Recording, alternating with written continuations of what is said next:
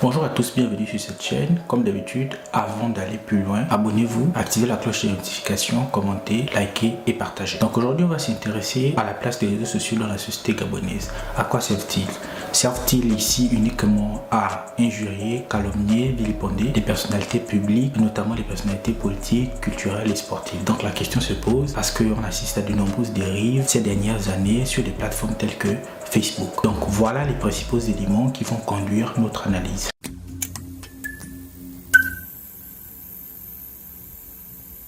Alors, depuis la fin des années 2010, on assiste à une montée en puissance des réseaux sociaux. Au nombre de ces réseaux sociaux, on a notamment Facebook qui est très populaire au Gabon et en Afrique. Cependant, la question se pose parce qu'on se rend compte que les uns et les autres utilisent les réseaux sociaux, certes pour dénoncer, mais parfois en portant atteinte à des personnalités publiques telles que le chef de l'État ou des personnalités du monde du sport, notamment le football. Est-ce que l'utilisation des réseaux sociaux pose problème? Oui, l'utilisation des réseaux sociaux pose problème parce qu'on peut dénoncer un phénomène en abordant les choses de façon plus ordonnée et en respectant les codes de la bienséance et de la politesse. Cependant, c'est pas ce qu'on remarque sur les réseaux sociaux. Ce qu'on remarque sur les réseaux sociaux, c'est que lorsqu'un individu constate un phénomène, il allume une caméra sur son téléphone, il filme et il dit ce qu'il pense. Parfois, en ne menant pas réellement des enquêtes susceptibles de pouvoir révéler la réelle nature du phénomène qu'il a pris en instantané avec son téléphone. Donc cette situation fait en sorte qu'on arrive à des dérives qui peuvent parfois déboucher sur du harcèlement, donc du cyberharcèlement, et font en sorte que les uns et les autres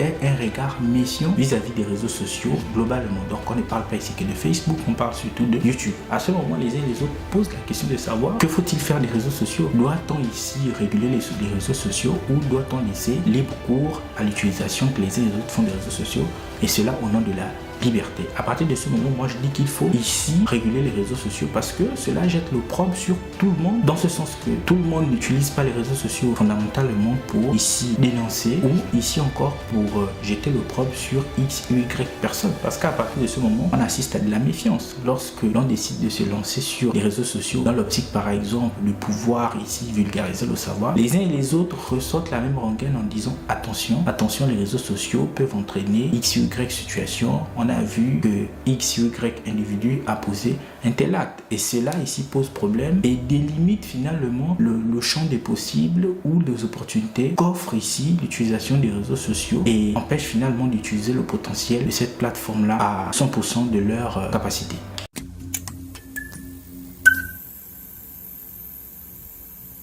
Alors, donc on constate que les réseaux sociaux posent problème parce que leur usage suscite de nombreuses interrogations. Donc on assiste à des dérives qui peuvent entraîner du cyberharcèlement ou ici la calomnie ou tout autre acte répréhensible. Donc à partir de cet instant, on se rend compte qu'on n'exploite pas les réseaux sociaux à bon escient et au maximum. Donc je parlais notamment ici du fait de pouvoir vulgariser le savoir au travers de plateformes, ce qui est finalement une perspective plus intéressante mais qu'on ne peut pas finalement emprunter parce que les réseaux sociaux sont devenus le lieu par excellence où on critique, où on calomnie, où on dénonce maladroitement qui est ici à injurer X ou Y personnalité publique. Donc cette approche de l'usage des réseaux sociaux pose problème et mérite qu'on s'y intéresse, et à partir de ce moment qu'on pose un cadre en régulant l'utilisation des réseaux sociaux, parce que dès lors qu'on ne le fait pas, tout le monde est mis dans un même espace qui fait en sorte qu'on ne perçoit pas la pertinence de l'usage des réseaux sociaux, alors que les réseaux sociaux sont des super plateformes sur lesquelles on peut finalement se poser et diffuser le savoir et pouvoir édifier les uns et les autres en tout temps et en tout espace sans aucune contrainte. On n'a plus besoin d'aller dans des grands studios de télévision ou dans les grands studios de production pour pouvoir ici permettre aux uns et aux autres de mieux comprendre l'actualité, de mieux comprendre un phénomène sociologique, de mieux comprendre un autre thème susceptible de pouvoir aider les uns et les autres à acquérir de nombreuses connaissances. Donc je m'arrête là, c'était ici le message que je voulais faire passer au travers des réseaux sociaux en disant tout simplement qu'il ne faut pas avoir peur de se lancer sur les réseaux sociaux parce que c'est un champ de possibles. Et dans ce champ de possibles, il y a plusieurs perspectives à pouvoir explorer qui peuvent permettre aux uns et aux autres de pouvoir avoir une nouvelle vision du monde, une vision plutôt positive qui peut aider ici à mieux comprendre les enjeux auxquels le monde fait face. Donc merci d'avoir regardé la vidéo. On se donne rendez-vous dans une prochaine vidéo. Merci et à bientôt.